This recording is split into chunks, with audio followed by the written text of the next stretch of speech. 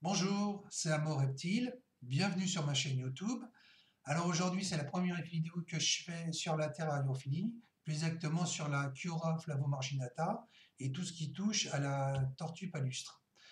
Alors par la suite je ferai d'autres vidéos qui porteront sur la maintenance, l'alimentation, la reproduction et les soins.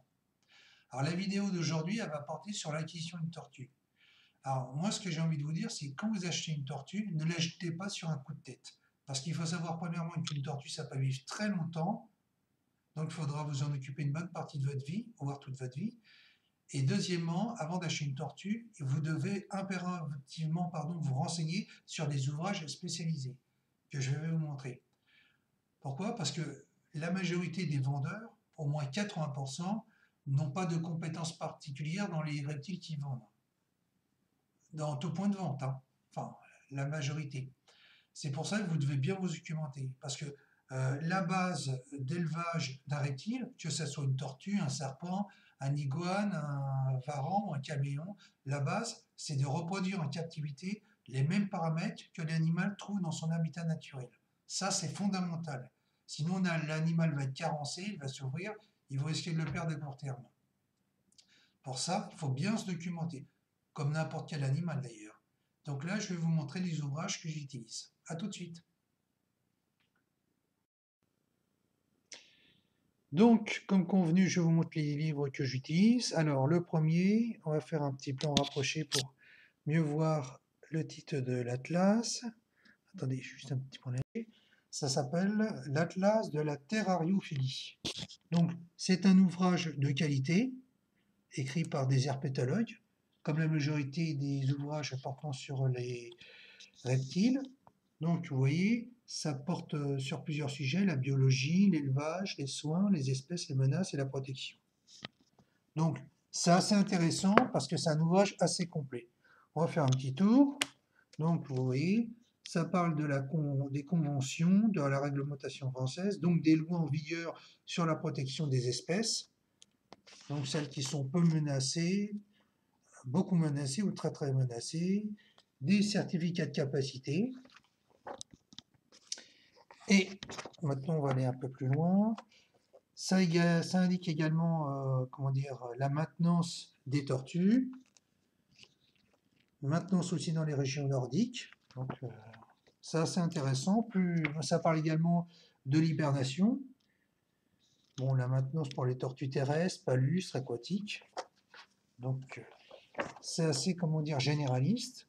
Bon, ça parle aussi des maladies communes qu'on peut rencontrer chez les tortues. Ça, malheureusement, on peut être amené et confronté à en avoir dans sa vie terrariophile. Donc, ça parle des médicaments que l'on peut utiliser avec les dosages. Donc, ça, c'est assez intéressant. Et enfin, ça, c'est pas mal du tout. Attendez, je vais vous montrer un exemple. On va y arriver. Voilà. Alors, au niveau des fiches de maintenance, je vous montre un exemple. Vous avez le nom de l'espèce répertoriée, avec le nom, la répartition, donc le biotope, le niveau de difficulté pour adultes et juvéniles, le lieu de maintenance. Voilà. Donc c'est pas mal construit. Et je vous montre là, vous avez également voilà, une mini-fiche avec la taille adulte, je ne sais pas si on voit bien, voilà, de la tortue, la température, l'humidité et également l'éclairage. Donc ça donne une foule de renseignements assez indispensables pour l'élevage de vos reptiles. Alors, ensuite, le deuxième ouvrage que j'utilise, voilà, c'est les encyclopédies du naturaliste. Donc c'est pareil, ça parle de toutes les tortues du monde, c'est généraliste. Je vous montre un exemple. Alors, par exemple, vous avez la Testudo orfialdi.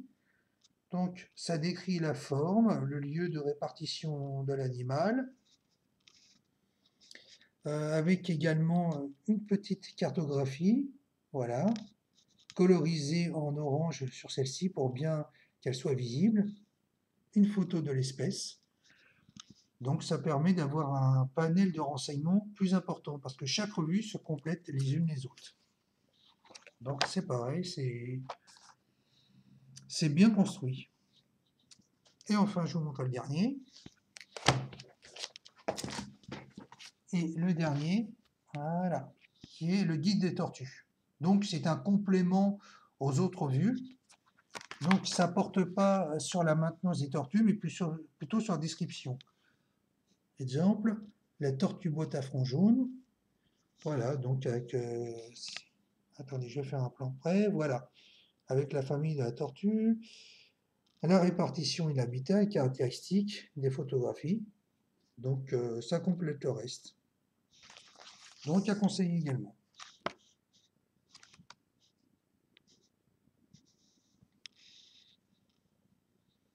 De toute façon, tous les ouvrages qui peuvent porter sur la thériophilie se rejoignent les uns les autres. Alors, dans une moindre mesure, évitez les petites revues, enfin, je dis petites, celles qu'on trouve dans le commerce, comme Mon ami la tortue ou Tortue de jardin. Ça, c'est des mauvaises revues, parce que ça donne des mauvais renseignements, les photos ne correspondent pas toujours à l'espèce réelle, et ça ne vous aidera pas dans l'élevage de votre reptile. Donc, bannissez ces revues-là. Orientez-vous plutôt vers les revues dont je vous ai citées, qui ont été écrites par des savants spécialisés dans les reptiles, à savoir les herpétologues. Avec ça, vous partez pour une bonne base. Mais le reste, évitez. Vous pouvez également acheter des revues, si vous le désirez, écrites par le docteur Lionel Schilliger, qui est un vétérinaire réputé dans le soin des reptiles. Donc là, vous avez aussi une bonne base. Voilà, bah écoutez, la vidéo se termine. Merci de l'avoir regardée. Si elle vous a plu, n'hésitez pas à mettre un pouce bleu, ça fait toujours plaisir. Retrouvez-moi également sur ma page Facebook, sur mon site. Partagez les vidéos et moi je vous dis à bientôt. Au revoir.